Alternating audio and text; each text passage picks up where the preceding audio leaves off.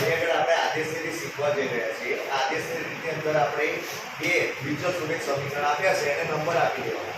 આપણે જો પહેલું સમીકરણ છે x + y = 14, સમીકરણ નંબર 1, અને બીજું સમીકરણ છે x - y = 4, સમીકરણ નંબર 2.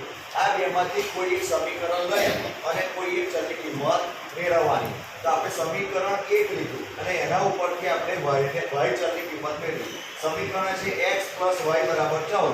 તો y બરાબર શું થાય? x ને આ બાજુ લઈ ગયા 14 - x. હવે આ y ની કિંમત આપણે સમીકરણ 1 ઉપરથી મેળવી તો આ કિંમતને આપણે સમીકરણ 2 માં મૂકવાની. તો સમીકરણ 2 છે x - y = 4.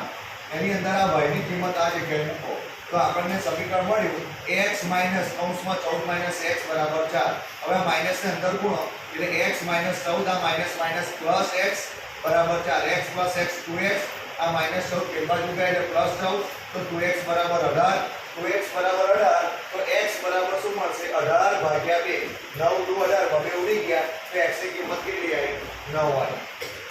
આ x ની 9 કિંમત આ બેમાંથી કોઈ પણ સમીકરણમાં મૂકી શકાય. એટલે આપણે સમીકરણ 1 લીધું કે x + y = 14. x ની જગ્યાએ 9 મૂકી દો તો અહીં આપણને સમીકરણ મળ્યું 9 + y = 14. આ 9 આ બાજુથી આ બાજુ ગયા એટલે y = 14 - 9 તો y = 5. એટલે આપણને ઉકેલ મળ્યો x = 9 અને y = 5. આ ઉકેલની કિંમત તમે સમીકરણમાં મૂકો તો સમીકરણનું સમાધાન થાય. x ની જગ્યાએ 9 મૂકો અને y ની જગ્યાએ 5 એટલે 9 + 5 એટલે 14, 9 - 5 એટલે 4. આ રીતે આપણે ઉકેલ આદેશની રીત દ્વારા મેળવી શકાય. Thank you.